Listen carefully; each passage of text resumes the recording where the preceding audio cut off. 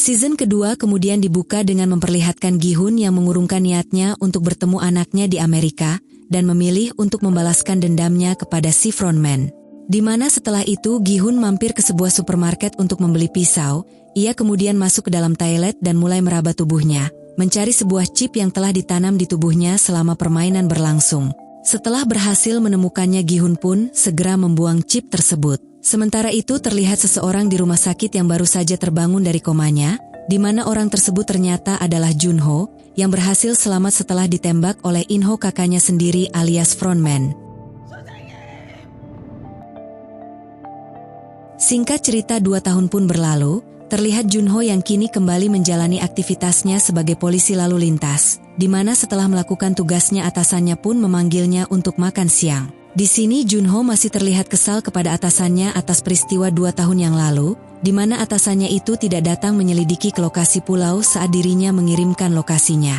Akan tetapi atasannya itu meminta maaf dan berkata bahwa ia sama sekali tidak pernah mendapatkan pesan apapun dari Junho, di mana semua foto dan video yang dimaksud Junho sama sekali tidak pernah ia terima. Bahkan perkataan Junho tentang permainan itu juga tidak dipercayai oleh semua orang mengingat Junho sama sekali tidak punya bukti kuat tentang hal itu.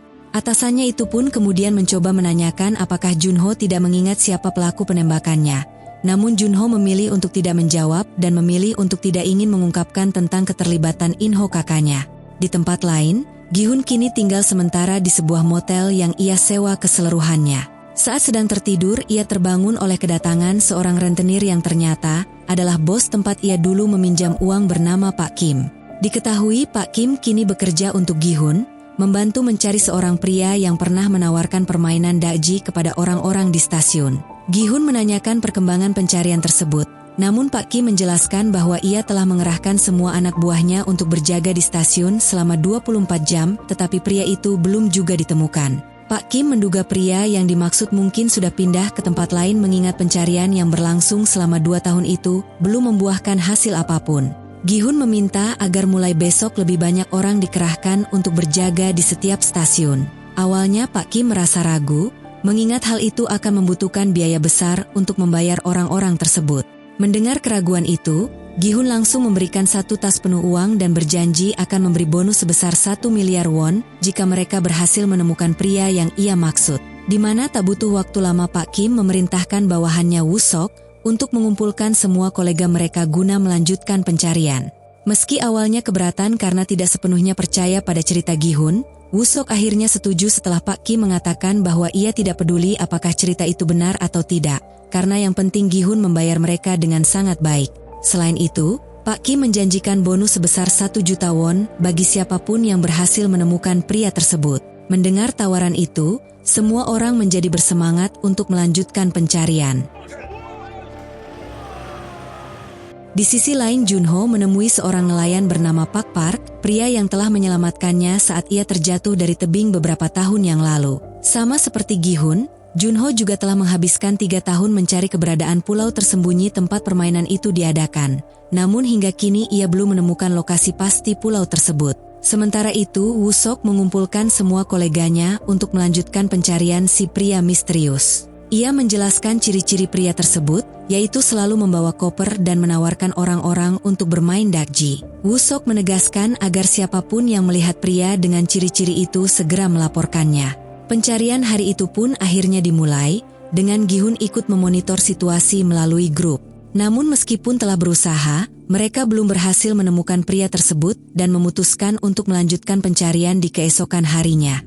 Junho yang juga melakukan pencarian dengan menyusuri beberapa pulau yang dicurigai, terlihat masih belum mendapatkan hasil apapun. Setelah beberapa hari berlalu tanpa keberhasilan mereka, pada saat itu terlihat mulai frustrasi. Woo-sok bahkan mengungkapkan kekesalannya kepada Pak Kim, mempertanyakan bagaimana mungkin ia percaya pada cerita yang dianggap seperti dongeng dari Gi-hun. Namun Pak Kim membela diri, mengatakan bahwa ia mulai percaya pada cerita Gi-hun, sebab tidak masuk akal jika seseorang rela mengeluarkan uang miliaran hanya untuk mencari pria misterius itu. Di tengah perdebatan mereka, tiba-tiba terdengar suara seseorang sedang memainkan dakji. Keduanya pun segera memastikan kebenaran itu dan akhirnya percaya. Mereka pun langsung menghubungi Gi-hun untuk memberitahukan kabar tersebut. Gi-hun segera bergegas menuju stasiun dan meminta Pak Kim serta Woo-sok untuk terus mengawasi salesman pembawa kartu permainan tersebut. Pemuda yang sebelumnya diajak bermain kartu dakji oleh salesman diketahui bernama Lee Myung-gi. Tak lama kemudian, Myung-gi mendapat telepon dari seorang gadis bernama Jun-hye yang ternyata juga menerima kartu permainan yang sama. Sementara itu, salesman terlihat membeli banyak roti dan kartu lotre. Ia kemudian pergi ke tempat para tunawisma dan menawarkan mereka pilihan, mengambil roti atau kartu lotre. Hal itu kemudian menggambarkan sisi sifat asli manusia, di mana sebagian besar tunawisma lebih memilih kartu lotre, menunjukkan kecenderungan untuk mempertaruhkan segalanya alih-alih memilih sesuatu yang pasti. Setelah para tunawisma itu kalah, salesman menumpahkan roti ke tengah taman. Salah satu tunawisma yang kebingungan bertanya mengapa roti itu dibuang padahal bisa diberikan kepadanya. Salesman lalu menjawab bahwa ia sudah memberi mereka kesempatan untuk memilih, tetapi mereka sendiri yang menyia-nyiakannya. Ia kemudian menginjak-injak roti itu membuat para tunawisma, Pak Kim, dan Woo-sok dibuat tercengang. Di sisi lain, Gi-hun yang hendak menyusul ke lokasi tersebut tertahan oleh polisi.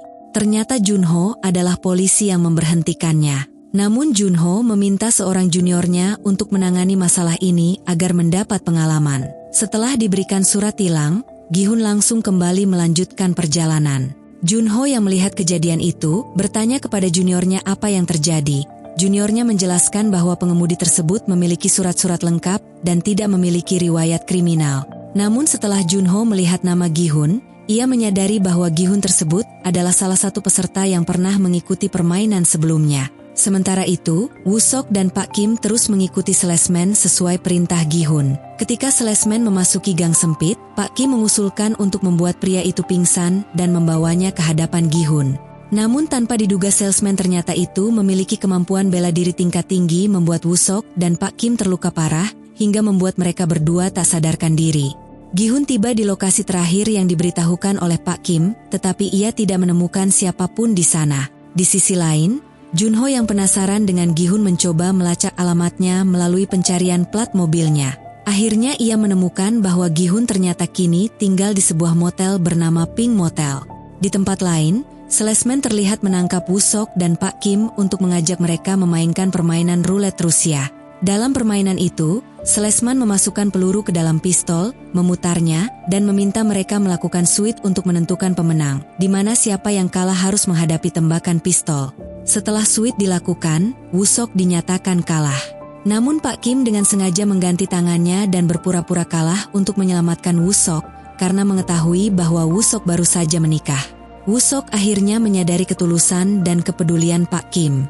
Hal ini mengubah pandangannya, karena sebelumnya ia sempat ragu dan merasa bahwa Pak Kim hanya menganggapnya sebelah mata saja. Sementara itu, Gi-hun kembali ke motelnya untuk mengambil perlengkapan pencarian. Namun ia mendapati bahwa salesman ternyata telah berada di sana. Di dalam kamar, Gi-hun bertemu langsung dengan salesman yang tampak terpukau dengan usaha keras Gi-hun selama 2 tahun mencari dirinya. Salesman menyayangkan keputusan Gi-hun yang seharusnya menikmati kekayaannya di luar negeri dan tidak terlibat lagi dengan permainan tersebut. Gi-hun menjelaskan bahwa tujuannya adalah bertemu dengan pembuat permainan yaitu frontman, karena ia memiliki pertanyaan yang ingin disampaikan secara langsung. Salesman menawarkan diri untuk menyampaikan pesan Gi-hun kepada frontman, tetapi Gi-hun menolak. Ia menegaskan bahwa hanya dengan berbicara langsung, pertanyaannya akan benar-benar dipahami, karena bawahan seperti salesman tidak pernah mengerti apa yang telah dilaluinya. Sementara itu, Junho akhirnya berhasil menemukan motel tempat Gi-hun tinggal. Bersamaan dengan hal itu, salesman mengajak Gi-hun untuk kembali bermain roulette Rusia. Selama permainan, salesman terus memprovokasi Gi-hun, mengatakan bahwa ia punya kesempatan untuk menembak dirinya dan mengambil kartu di sakunya untuk bertemu dengan frontman. Namun jika Gi-hun melakukan itu, ia sama buruknya dengan orang-orang yang menciptakan dan bermain dalam permainan tersebut. Gi-hun memilih mengikuti aturan permainan, berniat membuktikan bahwa ucapan salesman itu salah. Ketika giliran salesman, Gi-hun membalikkan provokasi dengan mengatakan hal serupa.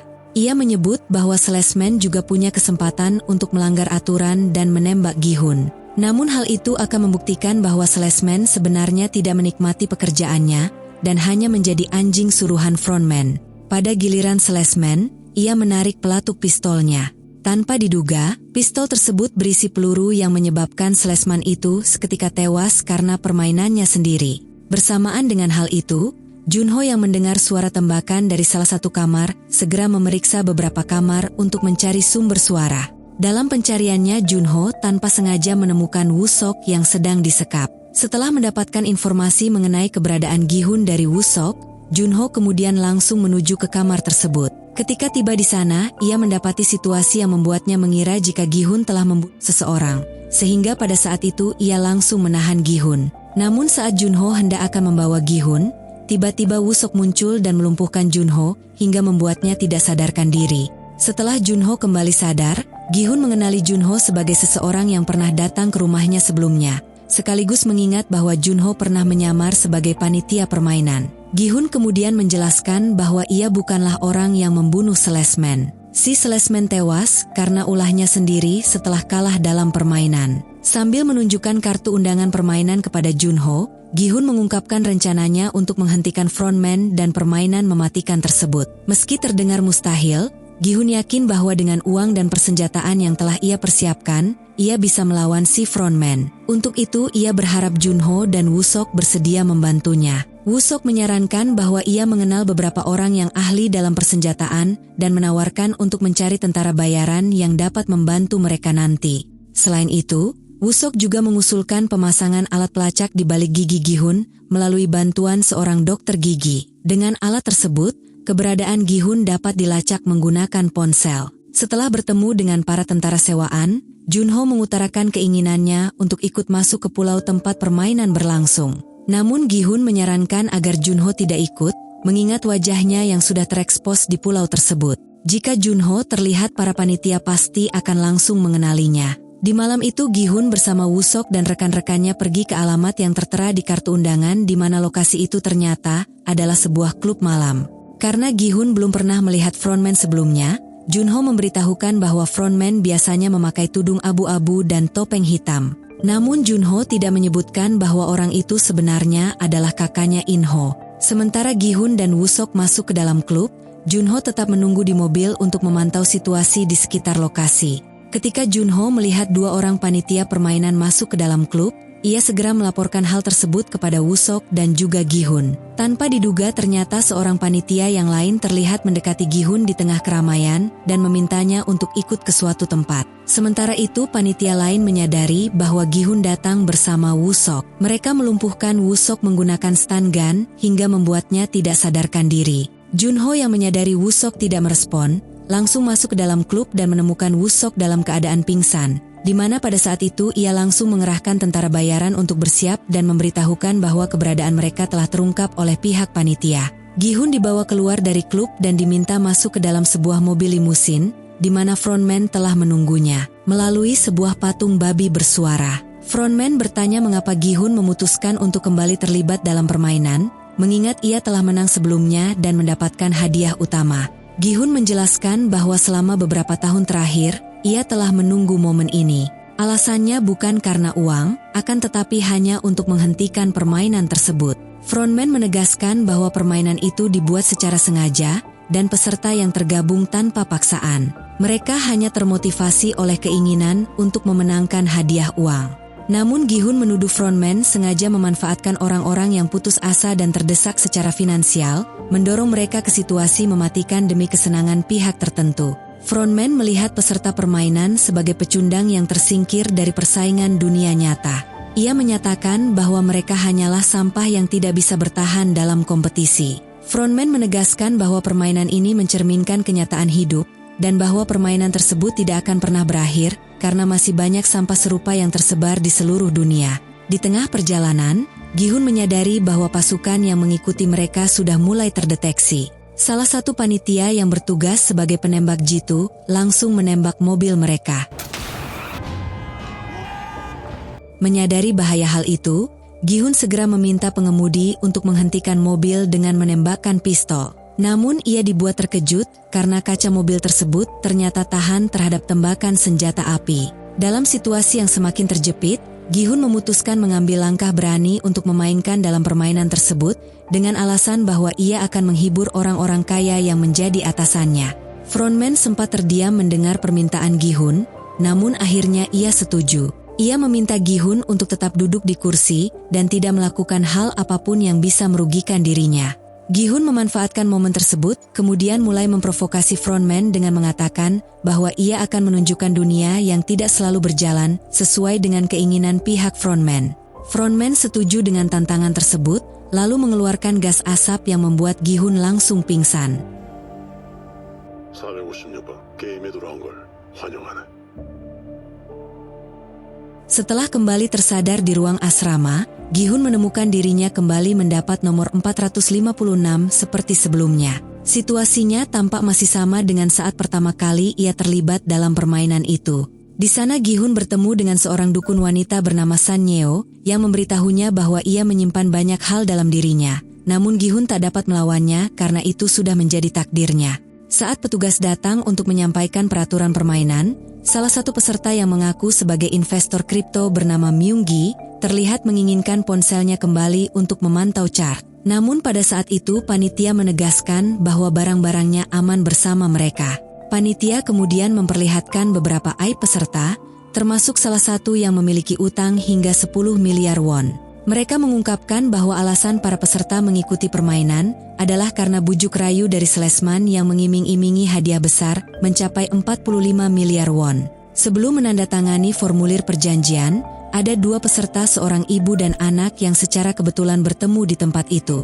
Sang ibu Gumja mengatakan kepada putranya Yongsik bahwa alasan dia ikut permainan ini adalah untuk melunasi hutang-hutangnya secara diam-diam. Ketegangan meningkat saat keduanya bertengkar, dengan Yongsik memohon agar panitia melepaskan ibunya. Namun panitia tidak menghiraukan permintaannya dan meminta semua peserta segera mengisi formulir persetujuan untuk melanjutkan permainan. Setelah semua peserta menandatangani kontrak, kita diperkenalkan dengan karakter baru bernama Thanos, seorang artis dan rapper yang juga ikut dalam permainan. Selain Thanos, ada peserta lain bernama Hyunju yang merupakan seorang transgender. Semua peserta diminta untuk melakukan swafoto sebagai bukti bahwa mereka telah menyetujui untuk berpartisipasi dalam permainan. Saat menuju ke ruang permainan, Gi-hun bertemu dengan teman judinya dulu bernama Jung Bae yang merasa bersyukur karena akhirnya bisa bertemu lagi setelah 3 tahun berpisah. Jung Bae mengungkapkan bahwa dia ikut permainan ini karena setelah jatuh miskin, ia bercerai dengan istrinya dan hak asuh anak jatuh pada istrinya. Di mana cerita itu mengingatkan Gi-hun pada nasibnya sendiri beberapa waktu yang lalu. Gi-hun yang tak ingin kehilangan sahabatnya lagi, menegaskan untuk selalu mengikutinya dari belakang dan tidak melakukan hal yang ceroboh. Saat permainan pertama dimulai, ternyata mereka kembali memainkan lampu merah lampu hijau. Gi-hun segera menyadari bahwa pasukannya belum datang untuk menyerang. Curiga dengan alat GPS yang mungkin tidak berfungsi, Gi-hun memeriksa giginya dan menyadari bahwa alat pelacaknya telah diambil. Di sisi lain Junho dan pasukannya melacak keberadaan Gi-hun dan sampai di sebuah pulau. Setelah memeriksa mereka menemukan sinyal alat pelacak pada seorang pemancing. Pemancing itu mengaku jika ia tidak mengetahui apapun, tetapi mengatakan bahwa sebelum memancing, seseorang memberi sisa umpan di dermaga. Menyadari bahwa rencananya telah diketahui, Gi-hun memperingatkan peserta bahwa permainan ini bukanlah permainan biasa, melainkan permainan yang dapat mengancam nyawa mereka. Ia juga memberitahu bagaimana permainan ini bekerja dan meminta peserta untuk berhenti melanjutkan permainan jika permainan selesai. Namun mayoritas peserta menganggap Gi-hun hanya pria mabuk yang gila dan mencoba merebut hadiah untuk dirinya sendiri. Meskipun tak ada yang percaya, Gi-hun terus memberikan instruksi. Saat lampu merah, peserta harus berhenti dan tidak bergerak, dan saat lampu hijau, mereka harus berlari menuju garis finish. Saat permainan dimulai, semuanya tampak berjalan normal tanpa ada yang tertembak. Gi-hun terus memberikan aba-aba agar peserta tidak ceroboh. Namun saat seorang peserta didekati oleh lebah yang menempel di lehernya, Thanos yang berada di belakang kemudian memberitahunya. Di mana karena ia ketakutan, gadis itu langsung berteriak ketakutan, dan dalam sekejap ia langsung ditembak mati.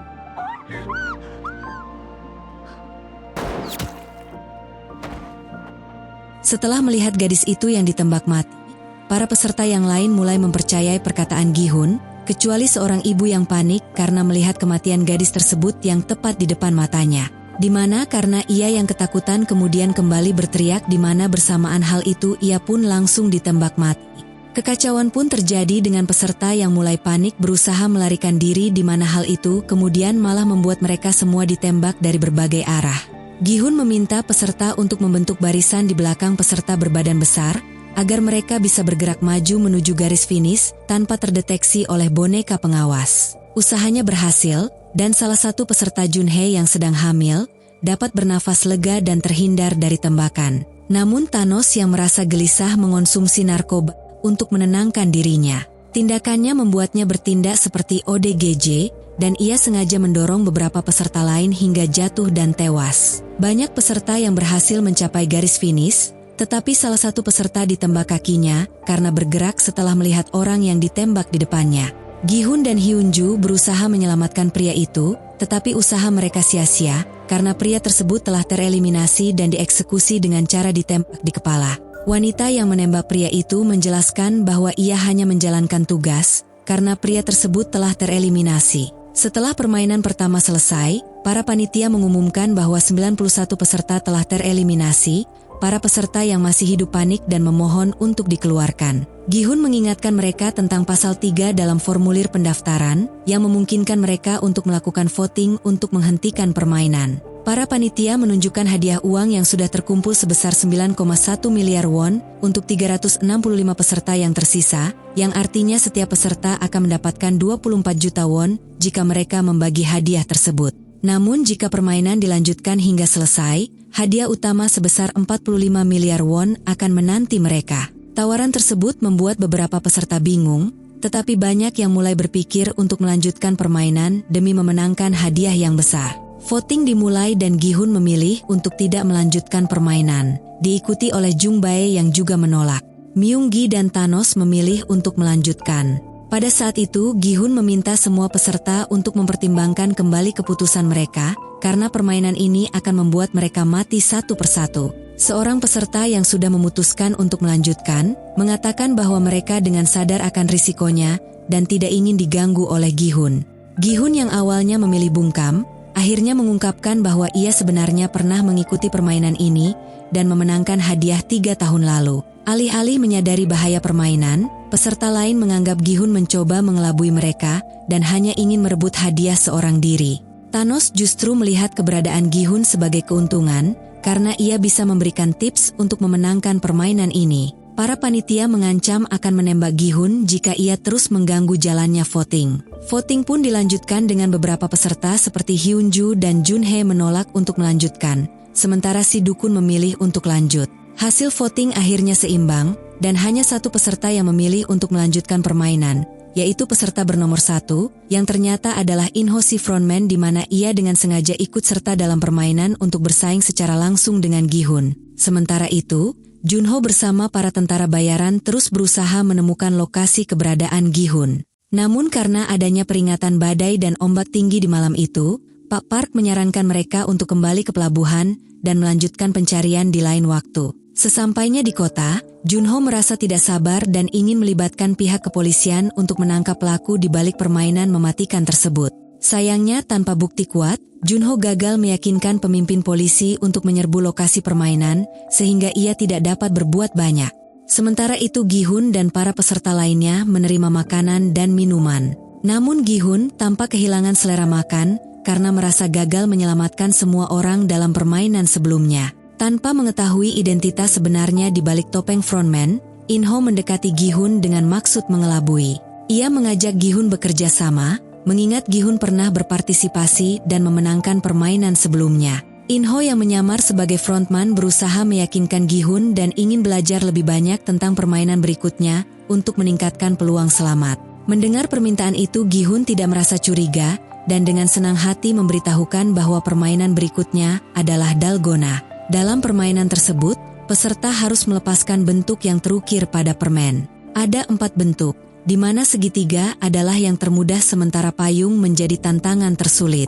Namun sebelum Gi-hun selesai menjelaskan, seorang pria tua menghampirinya dan memohon agar tidak memberitahu peserta lain. Pria itu beralasan bahwa jika semua peserta selamat, hadiah uang tidak akan bertambah. Gi-hun menolak permintaan pria tersebut, menegaskan bahwa ia ingin semua peserta selamat dan berharap dapat menggalang suara untuk menghentikan permainan melalui voting. Di tempat lain Thanos dan temannya Nam Gyu mendekati Myung-gi seorang investor kripto untuk menuntut ganti rugi. Mereka menuduh Myung-gi melakukan penipuan dengan memanfaatkan mata uang kriptonya sendiri. Thanos yang merasa bangkrut karena ulah Myung-gi meminta agar seluruh kerugiannya diganti. Namun, Myung-gi dengan tegas menolak, menyatakan bahwa itu adalah kesalahan Thanos sendiri. Myung-gi juga menegaskan bahwa sejak awal ia telah memberikan peringatan kepada semua investor melalui disclaimer bahwa keputusan jual atau beli sepenuhnya menjadi tanggung jawab mereka. Mendengar penolakan tersebut, Thanos dan Nam Gyu langsung membuli Myung-gi yang berujung pada perkelahian sengit. In-ho yang menyaksikan keributan itu segera mencoba melerai. Namun Thanos dengan angkuhnya menyuruh In-ho untuk tidak ikut campur, bahkan mengejeknya agar mengajari anaknya sendiri saja. Ejekan tersebut memicu kemarahan In-ho atau frontman yang langsung menghajar Thanos dan Nam Gyu. Aksi heroik In-ho mendapatkan apresiasi dari para peserta lain yang memberikan tepuk tangan meriah atas tindakannya. Di malam itu Junhee mendatangi Myung-gi yang sedang duduk sendiri di mana hal itu membuat Myung-gi tampak sangat terkejut dengan kehadirannya. Ternyata keduanya pernah menjadi sepasang kekasih. Namun, hubungan mereka berakhir karena Junhee menolak untuk menggugurkan bayinya yang membuat Myung-gi memilih meninggalkannya. Dalam momen emosional tersebut, Junhee mengungkapkan alasan dirinya mengikuti permainan ini untuk melunasi hutang dan memastikan ia bisa merawat bayinya yang akan segera lahir. Sementara itu, para panitia permainan terlihat kembali melakukan praktik jual beli organ tubuh para peserta secara diam-diam tanpa sepengetahuan frontman.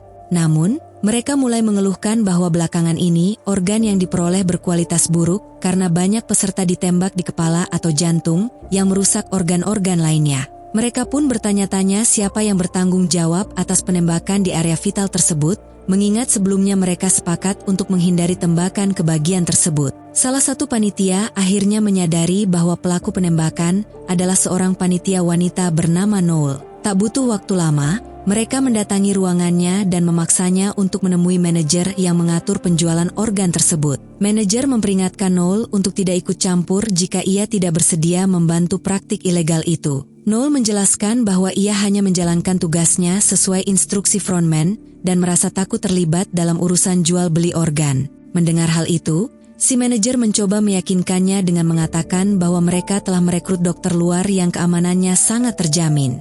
Meskipun diminta untuk bekerja sama, Noel tetap menolak dan meninggalkan ruangan tanpa sepatah kata apapun.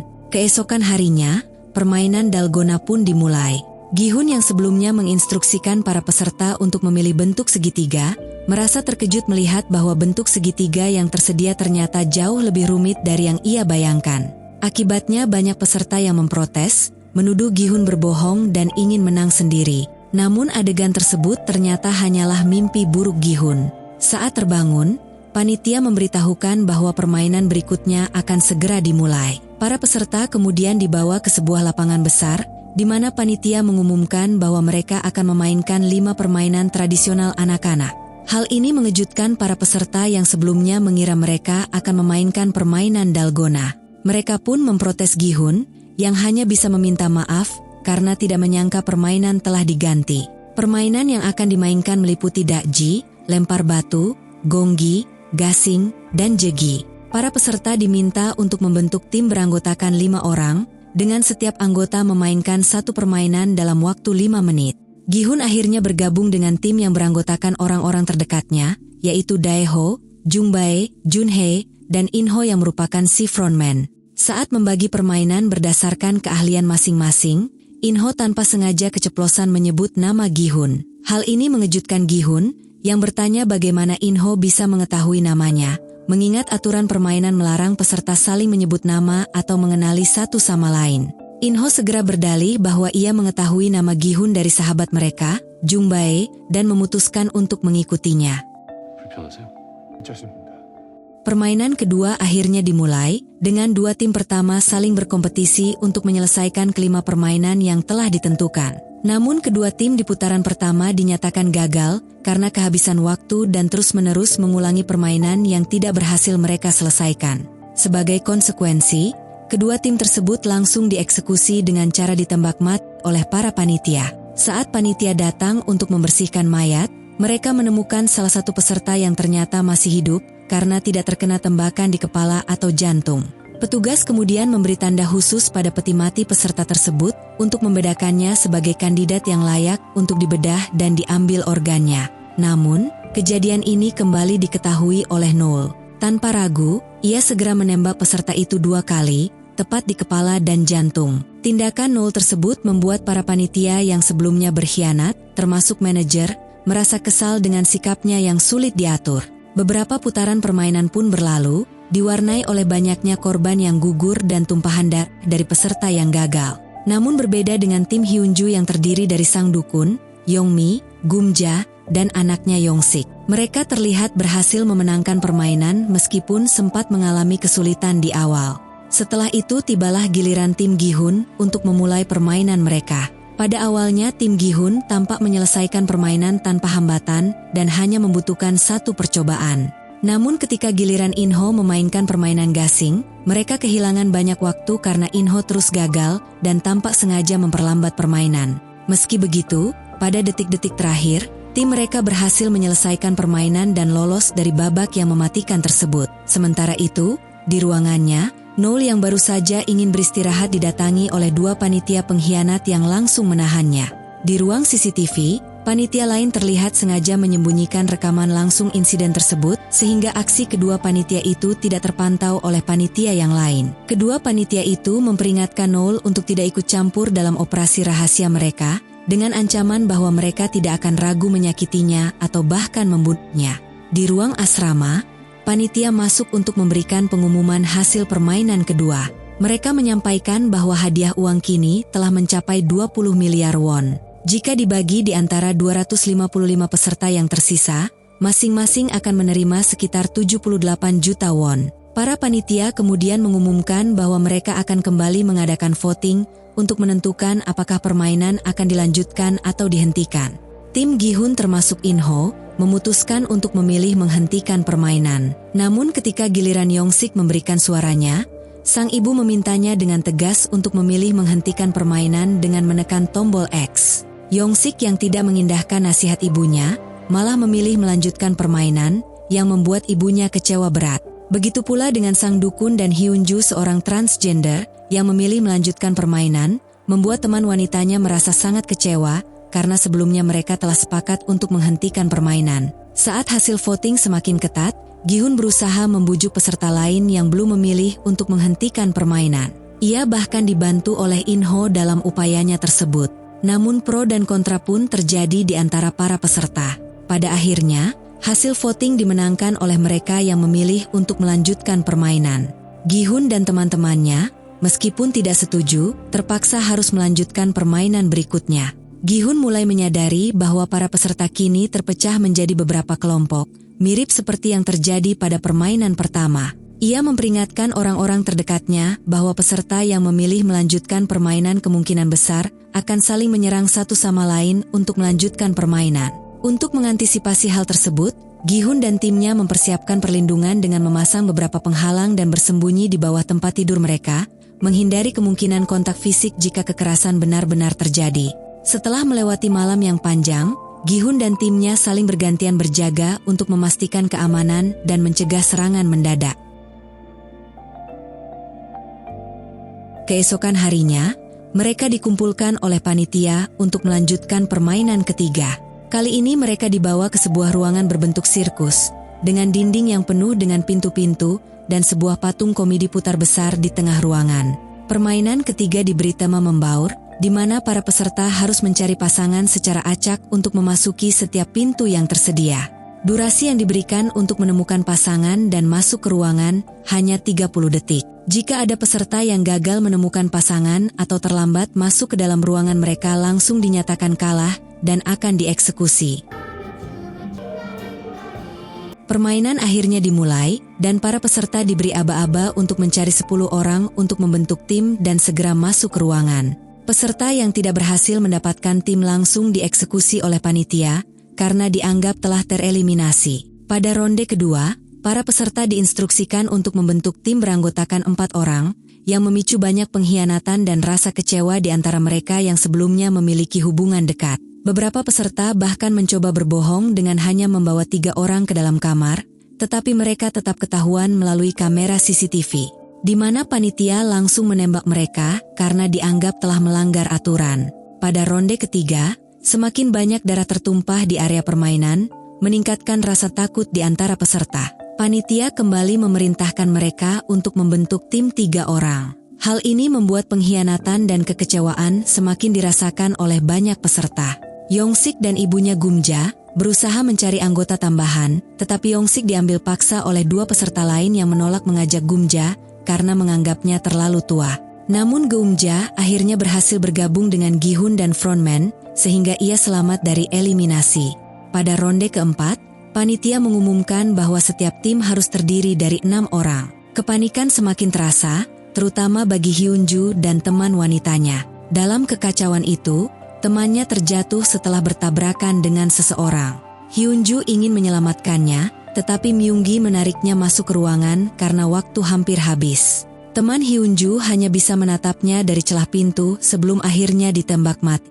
Hyunju yang menyaksikan kejadian itu langsung berteriak dan menyalahkan Myunggi atas kematian temannya. Namun, Myunggi beralasan bahwa mereka tidak punya pilihan lain dan mengklaim telah menyelamatkan tim mereka. Pada ronde terakhir, Jungbae bertanya-tanya angka berapa yang akan disebutkan. Inho memperkirakan angka terakhir adalah 2, karena hanya tersisa 126 peserta dan ruangan hanya cukup untuk 100 orang. Prediksi Inho terbukti benar. Para peserta segera berebut memasuki ruangan, dan 26 orang yang tidak berhasil langsung dieliminasi. Inho yang ingin bersama Jungbae mendapati ruangan yang mereka masuki sudah ditempati oleh peserta lain yang menolak keluar. Terpaksa Inho mencekik peserta tersebut hingga tewas, memastikan dirinya dan Jungbae berhasil lolos. Sementara itu, Junho dan pasukan tentara bayaran masih berusaha melacak keberadaan Gi-hun. Mereka menggunakan drone untuk menyusuri tebing dan menemukan sebuah pintu mencurigakan. Ketika mereka membuka pintu tersebut, sebuah ledakan terjadi, menewaskan salah satu tentara bayaran. Karena situasi mulai gelap, Pak Park menyarankan untuk kembali ke darat. Namun pasukan itu khawatir menunda misi akan mengakibatkan kegagalan. Pada malam hari, seorang tentara yang bertugas sebagai pilot drone terbangun karena mabuk laut. Ia curiga saat melihat pintu tempat penyimpanan senjata terbuka dan menemukan Pak Park sedang memeriksa sebuah drone. Pak Park beralasan bahwa ia hanya penasaran dengan drone tersebut. Tetapi tentara itu tidak mempercayainya dan menuduh Pak Park memiliki rencana jahat. Pak Park yang terdesak langsung menikam tentara itu hingga tewas dan melarung tubuhnya ke laut untuk menghilangkan jejak. Wusok yang mendengar keributan, mendatangi Pak Park untuk bertanya. Tetapi Pak Park berkilah bahwa suara itu berasal dari ombak yang menghantam perahu mereka. Wusok mempercayai alasan itu dan kembali ke kamarnya. Diketahui bahwa Pak Park sebenarnya adalah orang suruhan frontman yang sengaja menyusup untuk mengelabui Junho. Setelah permainan ketiga berakhir, para peserta diarahkan kembali ke asrama untuk beristirahat. Pada saat itu, Myunggi terlihat mendekati Junhye, mantan pacarnya, untuk mengajaknya balikan dengan janji akan melunasi hutang-hutang mereka. Namun, karena Myunggi tidak memprioritaskan anak yang sedang dikandung Junhye, ia langsung menolak ajakan tersebut dan pergi meninggalkannya. Hal itu disaksikan oleh Thanos dan kawan-kawan yang menduga bahwa Myunggi sedang berusaha mendekati seorang wanita. Dengan hasil uang yang semakin banyak peserta merasa cukup untuk bermain. Dalam voting berikutnya, banyak peserta mulai berubah pikiran untuk menolak melanjutkan permainan, termasuk teman judi Gi-hun, Hyunju, Yongsik, dan teman Thanos, Min-soo. Ketika peserta yang tidak setuju kalah satu angka dengan yang ingin melanjutkan permainan, keputusan terakhir berada di tangan Inho alias si frontman. Ternyata, Inho memilih untuk menghentikan permainan sehingga hasil voting menjadi seri. Para panitia mengumumkan bahwa voting ulang akan dilakukan di keesokan harinya. Setelah menerima makanan dan botol minuman, tim yang tidak setuju mulai mengajak tim yang setuju untuk bergabung dengan mereka. Namun, tim yang setuju tetap ingin melanjutkan permainan demi hadiah uang yang lebih besar, sehingga terjadi pro kontra yang lebih intens di antara mereka. Gi-hun menemukan sesuatu yang keras di dalam bungkusan makanannya, yang ternyata adalah garpu yang bisa digunakan sebagai senjata menyerang. Sementara itu, di toilet, Thanos dan temannya mendekati Min-soo, yang sebelumnya memilih untuk menolak melanjutkan permainan. Mereka berniat memaksanya untuk memilih setuju saat voting ulang dilakukan. Myunggi yang juga berada di sana mencoba menghentikan tindakan Thanos yang dianggapnya sudah keterlaluan. Hal itu membuat Thanos marah dan berniat melampiaskan kekesalannya kepada Myung-gi. Thanos menyebutkan bahwa ia akan merebut Junhee, wanita yang baru saja ditemui Myung-gi. Ketegangan memuncak hingga akhirnya terjadi pertengkaran antara Myung-gi dan juga si Thanos. Para peserta lain ikut terlibat, membuat ruangan itu kacau. Saat dihajar habis-habisan oleh Thanos, Myung-gi mengambil garpu dari sakunya dan menggunakannya untuk menyerang. Rencananya berhasil. Myung-gi terus menikam Thanos hingga akhirnya Thanos tewas. Meski keributan terjadi, para panitia yang berjaga tampak tidak peduli dan membiarkan hal itu terjadi begitu saja. Setelah hadiah uang bertambah, kedua tim melaporkan kepada anggota mereka bahwa mereka diserang, sehingga ketegangan di asrama meningkat. Gi-hun, yang sadar hal ini pasti akan terjadi, memiliki rencana untuk menyerang panitia bersenjata yang akan datang. Ia memberitahukan hal itu kepada teman-teman terdekatnya. Junhee meminta Myung-gi untuk tidak terlibat keributan lagi dan tetap bersembunyi. Ketika lampu mulai padam, tim yang setuju mulai menyelinap diam-diam untuk menyerang peserta yang tidak ingin melanjutkan permainan. Gi-hun dan teman-temannya memilih bersembunyi di bawah tempat tidur untuk menghindari keributan. Keributan besar terjadi, dan setelah banyak darah tertumpah, panitia bersenjata akhirnya masuk untuk mengamankan situasi. Gi-hun memanfaatkan momen itu untuk menyerang panitia demi merebut senjata. Mereka berhasil mengambil kendali dengan menghabisi panitia yang ada di ruangan asrama. Namun, salah satu panitia tidak dibunuh dan ditawan untuk menunjukkan jalan ke ruangan frontman. Gi-hun mengajak peserta lain yang bisa menggunakan senjata untuk bergabung, sementara yang tidak bisa diminta untuk berlindung di ruang peserta. Sebelum menyerbu, mereka membawa radio untuk komunikasi. Hyun-ju, yang mengaku sebagai mantan sersan militer, menginstruksikan cara menggunakan senjata kepada peserta lain. Gi-hun dan kawan-kawan mulai bergerak menuju ruangan frontman, menembus penjagaan para panitia bersenjata. Di pintu yang harus dibuka dengan topeng, panitia tawanan menyerahkan topengnya kepada Gi-hun. Namun panitia itu ditembak mati setelah melihat secara langsung pemimpinnya yang berada di barisan para peserta. Gi-hun dan Jung-bae melanjutkan perjalanan, sementara peserta lain bertahan di posisi mereka. Mereka tiba di labirin ungu, namun mereka harus kembali tertahan oleh penjagaan ketat. Dae-ho, yang bertugas mengambil amunisi, kehilangan semangat karena tidak tahan dengan situasi ini, di mana Hyun-ju yang menyadari hal itu langsung segera kembali ke asrama untuk mengambil amunisi.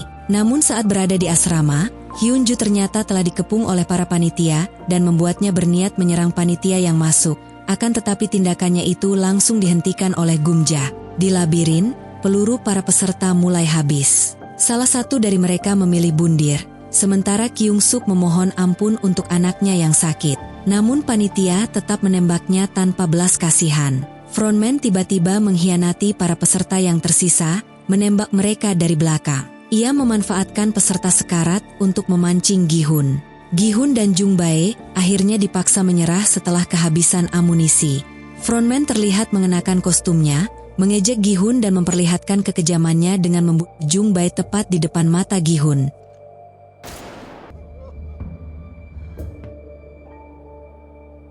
Cerita berakhir dengan beberapa peserta yang tersisa memasuki permainan level berikutnya. Mereka kini berhadapan dengan patung gadis kecil di sebuah stasiun kereta, ditemani rekan baru yang tampaknya akan membantu untuk menghabisi para peserta.